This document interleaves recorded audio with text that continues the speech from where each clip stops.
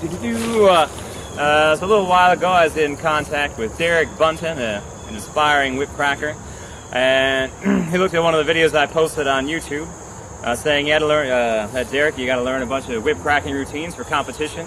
And I feel like maybe I posted some beginner stuff online with one-handed whip cracking, and I posted some stuff that's more advanced, and I didn't really post anything that's in the middle.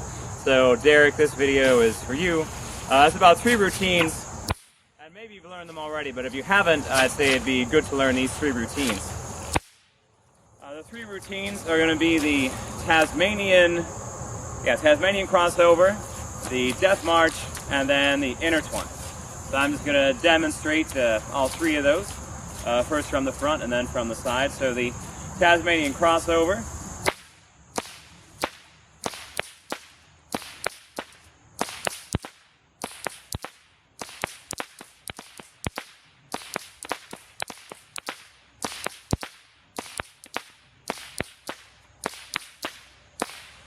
And Tasmanian Crossover from the side. I should also mention that the whips I'm using, these are 5-foot stock whips from whipsandwhatnots.com. They're like the performance hybrid style of whip. I'm using these because I wanted to demonstrate that you don't have to have whip-a-lay stock whips from Simon Martin to do some great routines. There's plenty of stuff you can do with a less expensive set of whips made out of parachute cord. So here's the Tasmanian Crossover from the side.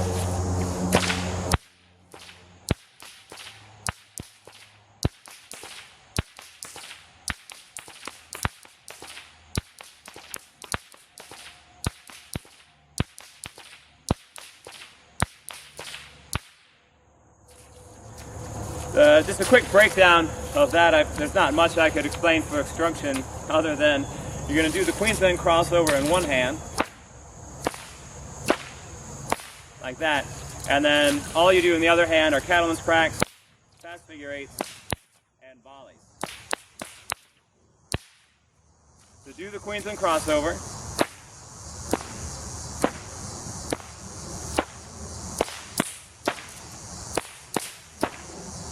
And after you flick the whip going to the right, then you lift your right arm up.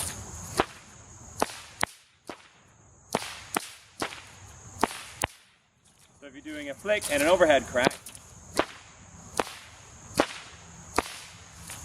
your right hand is always going to chime in right after that overhead crack.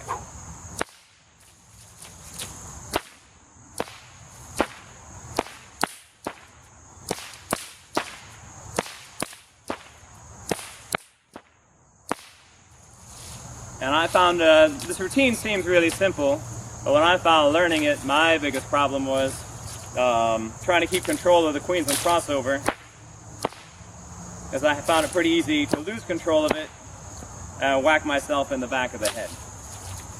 So again, once you get the habit of getting your right hand to chime in after the overhead crack,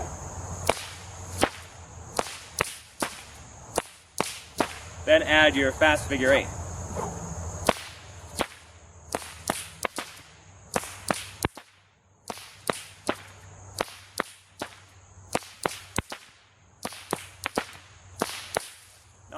I've had 2 different videos that talk about the Tasmanian Crossover. One of them is by Mike Murphy. If you don't have that DVD, it's a great DVD to get his, what does he call it? No Bull Whip Cracking, I think is his 2-handed whip cracking DVD. Simon Martin also has an excellent 2-handed whip cracking DVD available. And in Mike Murphy's DVD, he shows with the Tasmanian Crossover that you do cattleman's crack, fast figure eight, and the volley. I also have another tape that was made sort of informally by Ben Hughes, and Ben showed that routine is only having cattleman's cracks and fast figure eights.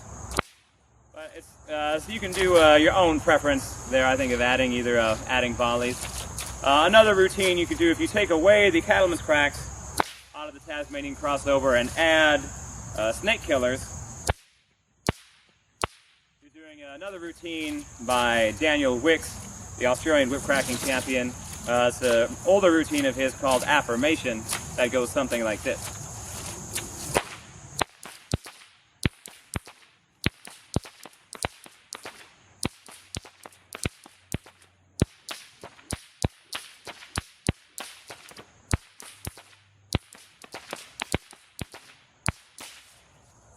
something like that. So the idea is you can keep adding cracks, and you come up with other cracks to add in there. You can make up your own routine. So that was the Tasmanian Crossover.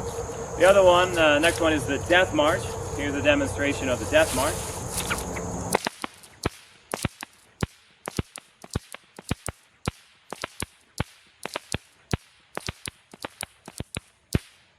Here's the Death March from the side.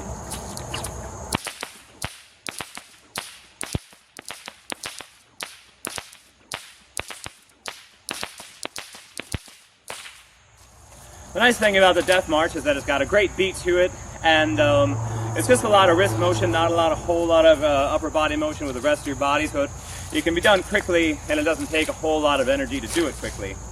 Now the idea with the Death March is in one hand you are doing the drum rolls of the Snake Killer,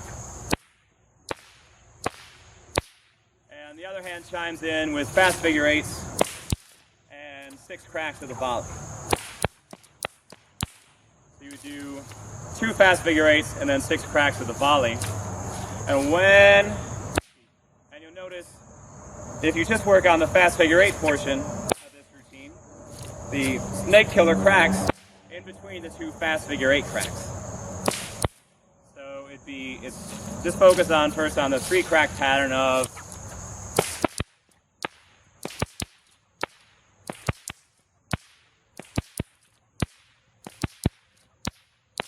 da da da da da da da da. I should say you get the 1, 2. It'll be 1 crack and back. You get 1 Snake Killer in between those 2 cracks, in between the front one and the back one, and then you get another Snake Killer crack while the whip is swinging up. So I should say it's actually a 4 crack pattern that repeats. So again, 1 crack of the Snake Killer comes in between those 2 cracks of the fast figure eight, and then another Snake Killer crack while you're swinging the whip up to get another fast figure eight.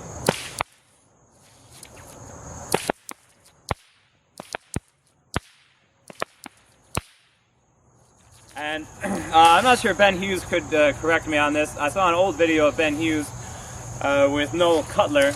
Noel Cuttler created a lot of the basic routines that are really popular nowadays, or at least gave them the names that they go with. And I think there were some Victorian cutbacks in the Death March, but I never really quite mastered that.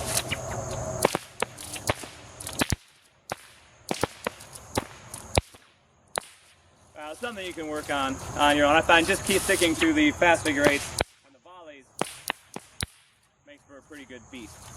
That was the Death March, and the last one I'll include in this video is the Intertwine, which you might know about already. Basically, the Intertwine looks like this.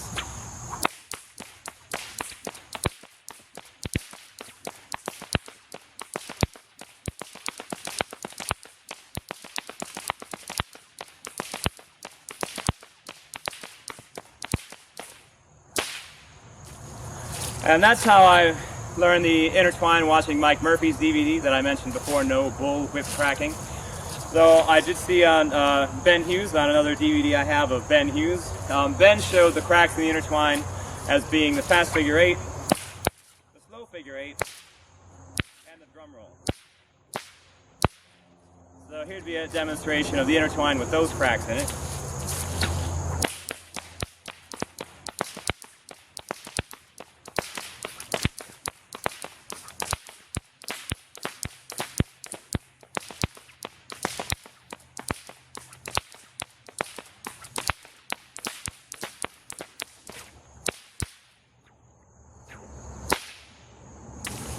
I would like to actually take a step back here.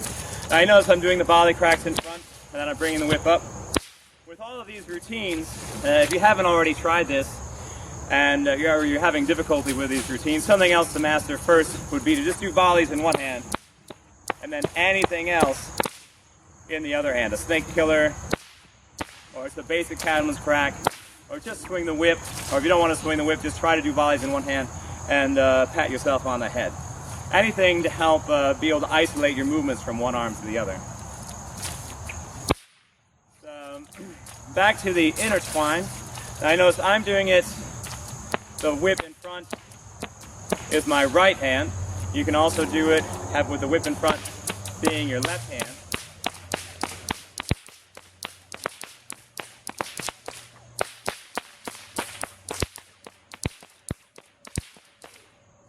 And then of course switch back and forth between which hand is doing the volleying and which hand is doing the other cracks. Another thing I would mention that I had to learn is one thing with the intertwine, you do want to try to cross the whips at 90 degrees. I'll find sometimes to really get a better look with the intertwine, I'll try to even bring the whip that's doing the volleying in front even more in at an angle, so it even looks more like they're more intertwining.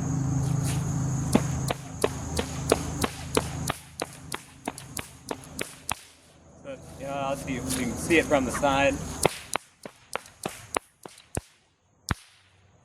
And then with the cracking in whichever hand is going through the volley, it's not that hard to get the cattleman's cracks.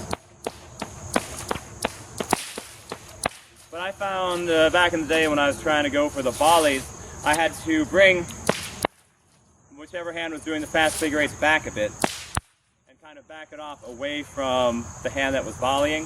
If I tried to do it too far forward, I would be too likely to get tangles. So I'll do it from the side, like so you can do a fast figure eight with kind of my hand positioned out here. And if I tried, you might see my hand position is a little bit different on the side.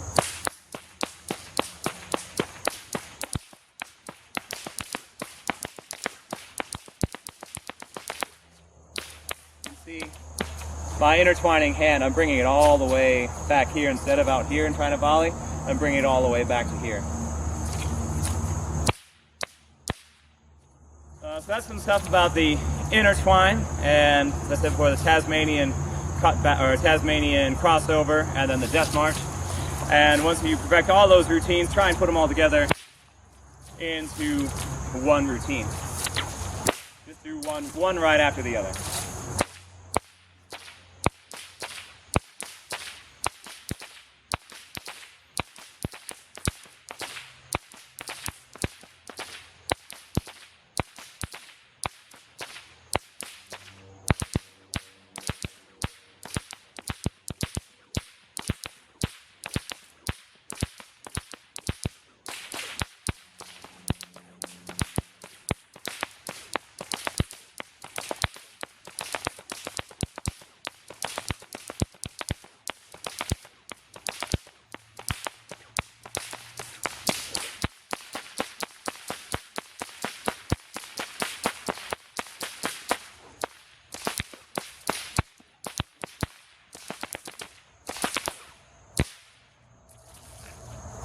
There you go, Derek Buntin, some routines you can work on with just a pair of 5-foot performance hybrid whips.